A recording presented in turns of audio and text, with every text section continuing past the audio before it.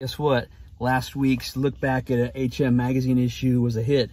So we're doing another one. Issue number 94. Who's that on the cover?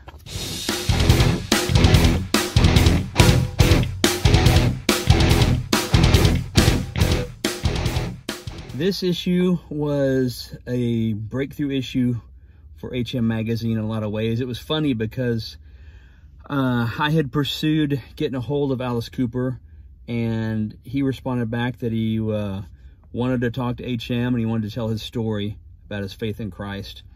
And at that time, I had like HM had like a staff of 5, and I remember meetings with my staff, Andrew and Lee and me and Jason were the editorial side of the staff, and anyway, my staff was against me. It was like, this was 2002.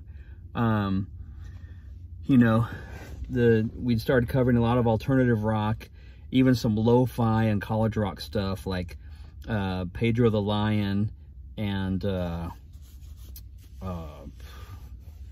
gosh, who were Danielson and Denison Whitmer and trying to think of, Sufjan Stevens. Anyway, and so my staff was like, Doug, you know, Alice Cooper's old. He's from like the 70s, and maybe they associated him with the 80s, like his videos for Poison and stuff like that. But it was funny. It was one of my funnest moments is when Jason Dodd, who was a really big fan of Lester Bangs, really good friends with a guy named Chris Esty, who's a really awesome guy from Seattle, and was really into rock journalism, and you know, embraced what Lester Bangs embraced, that heavy metal, that Cream was like a heavy metal magazine, and that heavy metal was like the best form of music at the time. And so anyway, Jason was thinking hard about what I was saying, and I was basically saying, trust me guys, this Alice Cooper is huge. You know, he's part of the subcultural landscape, multi-platinum, kind of a household name, original shock rocker, and it'll be a big deal. And he wants to tell his story in HM for the first time. This is like an honor for us. And I think Jason even slammed his hand down on the table. We had a long meeting to have, and he goes, you know what, Doug is right and we're all wrong. We need to have Alice Cooper in this issue, and we need to put him on the cover. And Jason designed this cover. He was kind of the working designer. He was the managing editor at the time, and was doing like all the layout. We were using Quark Express then. It was post PageMaker and pre Adobe InDesign. Anyway, so I wanted to take a look through this issue. The back page of HM has always been reserved for a presentation of the gospel, the truth, Jesus, the Word of God.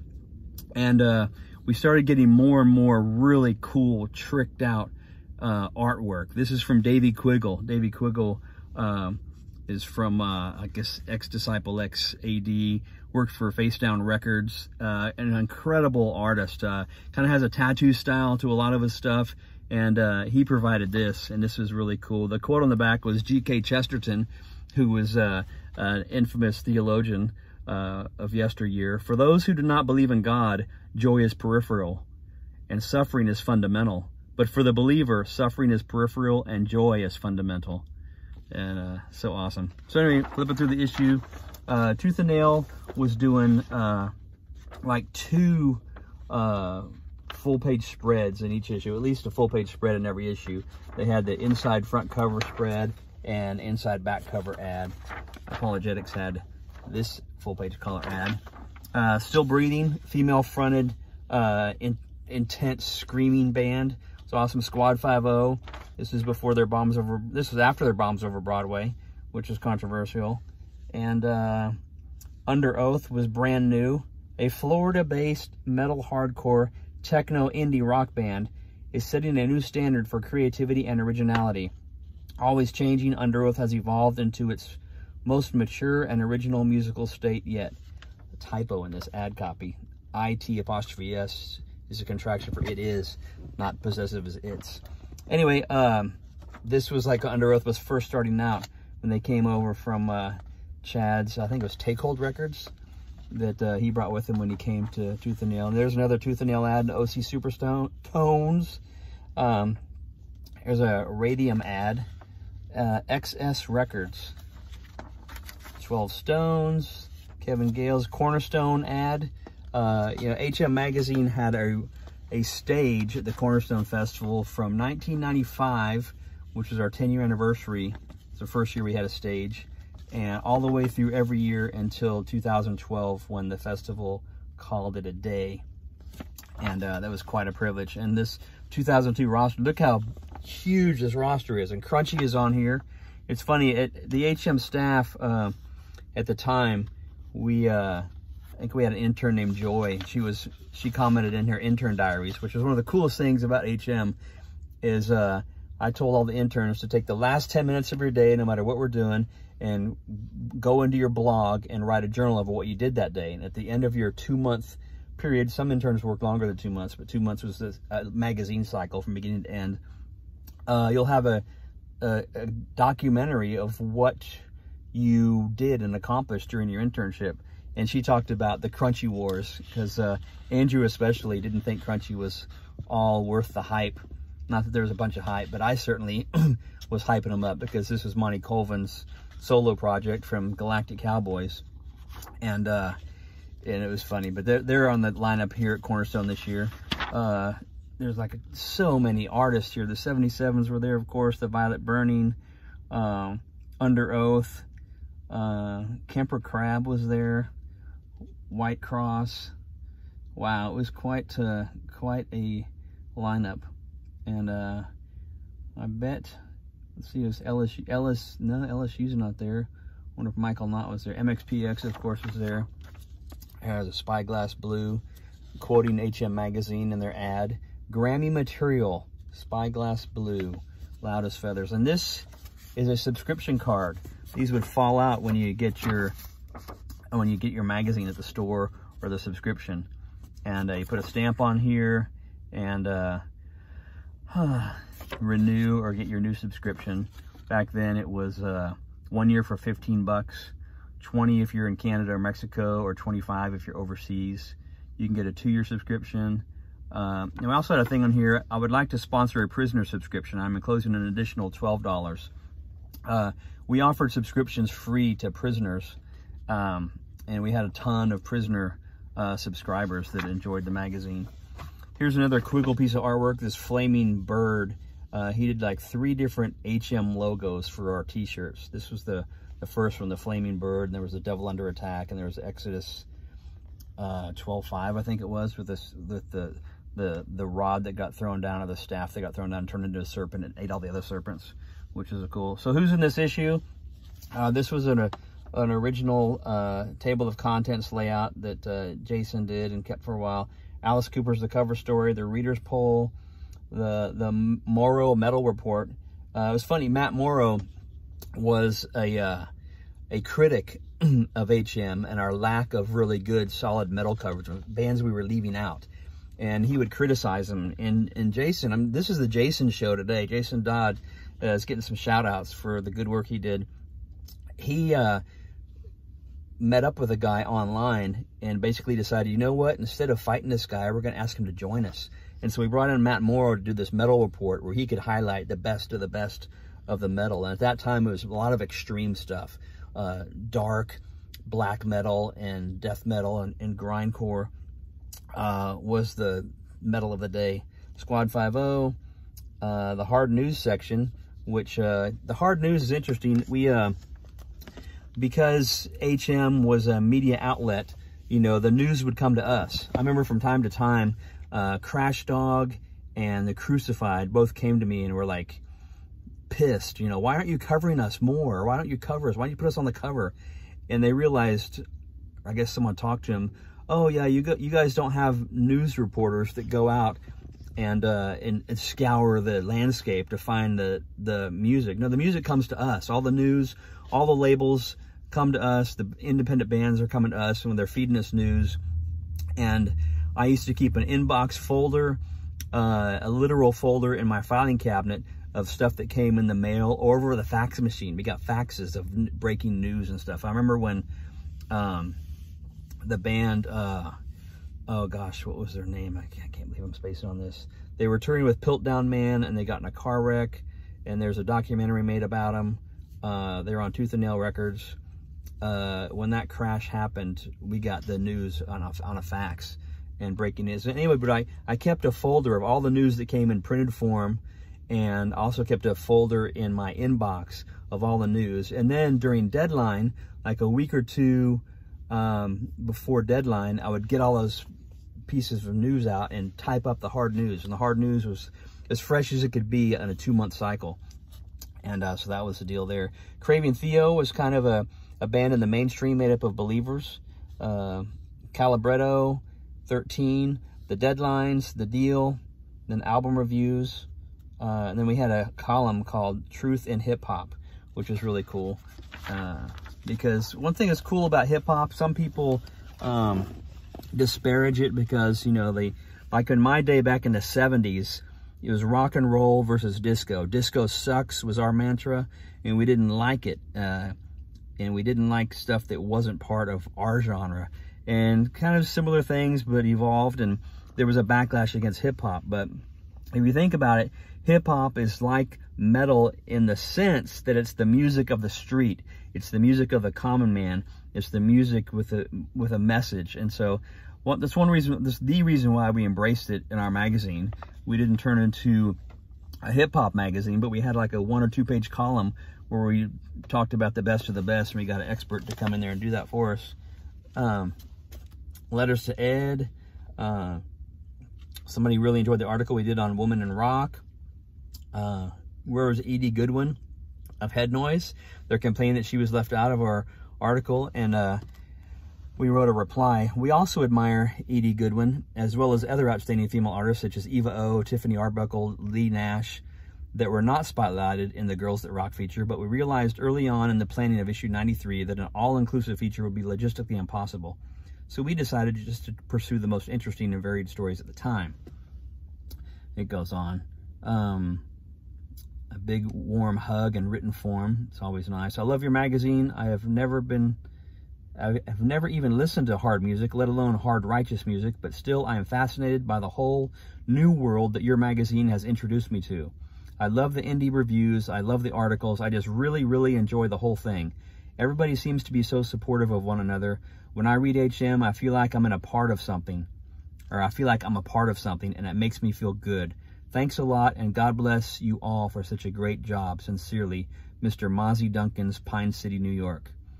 And we wrote, gosh, gee, thanks, Mozzie. It's always so encouraging to get encouragement like that. You know, especially creative people need to eat encouragement like food. It's nourishing. Dennis and Mars signs to Floodgate.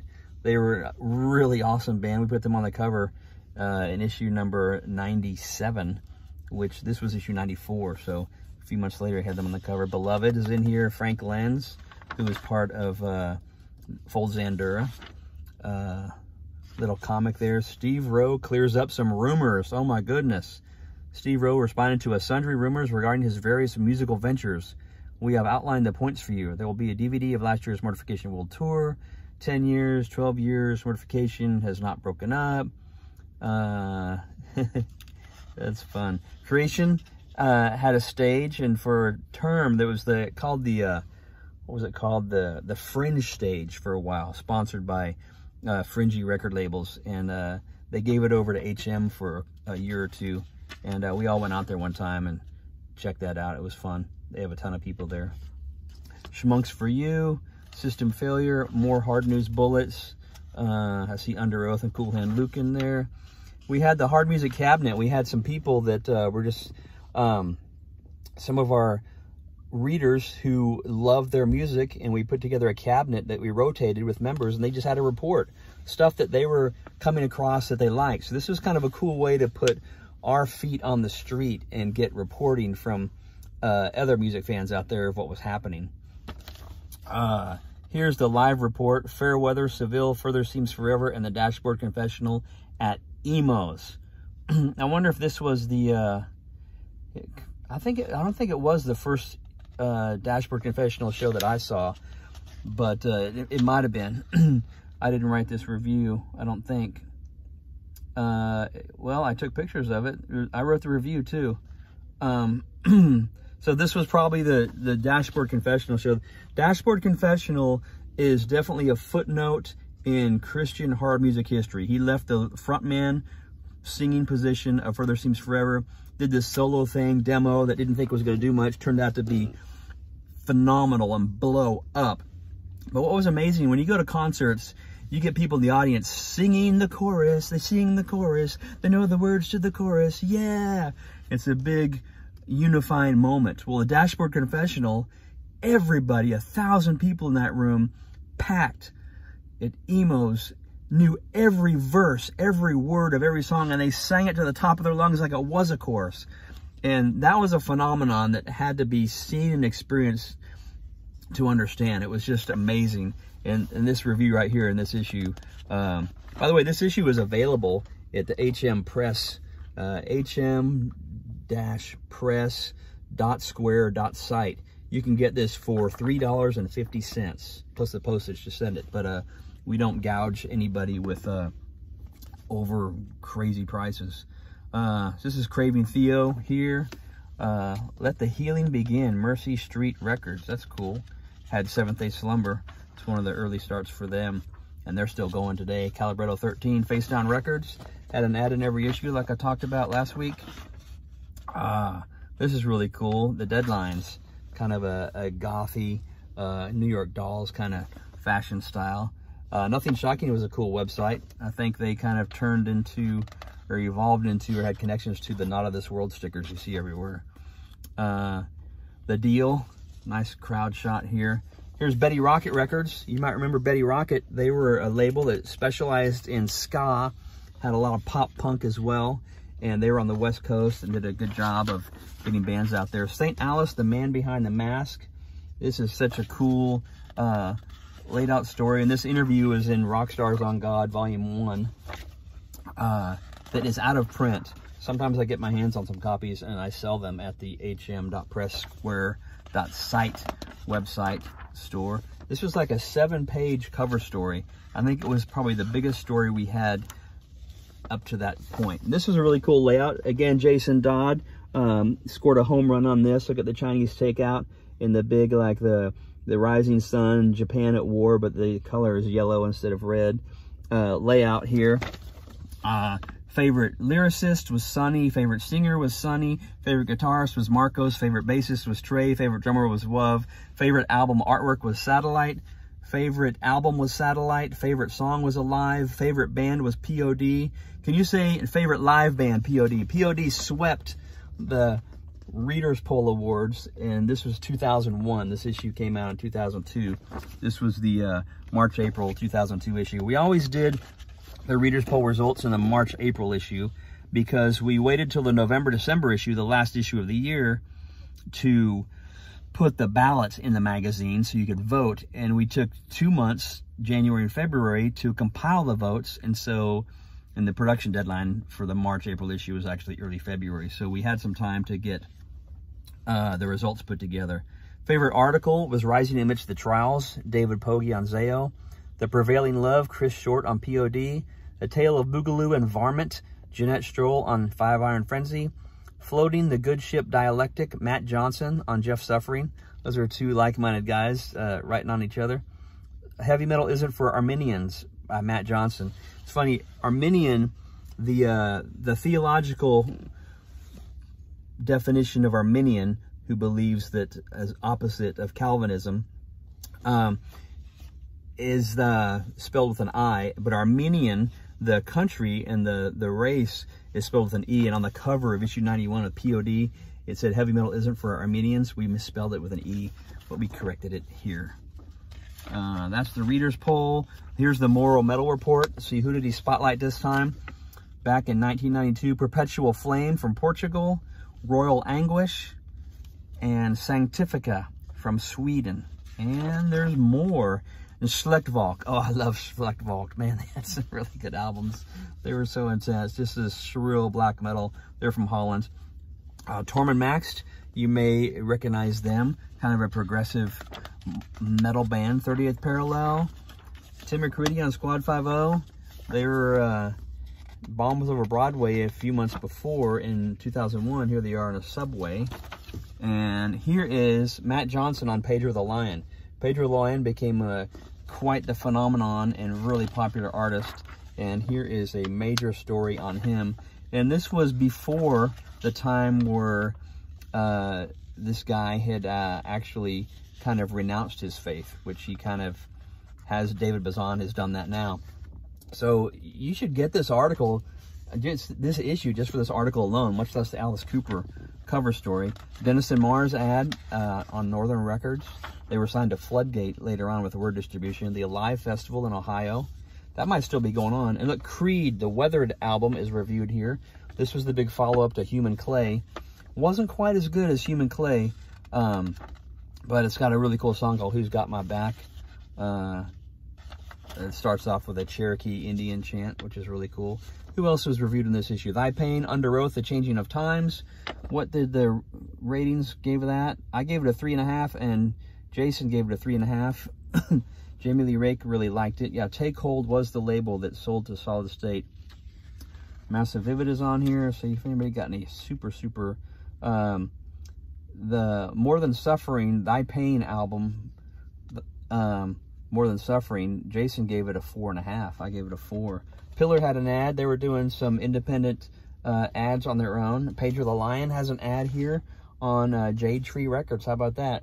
3 of those albums in there. Schmunks for You, Grip, Ex-Disciple XAD. There it is. There's Dave Quiggle's band.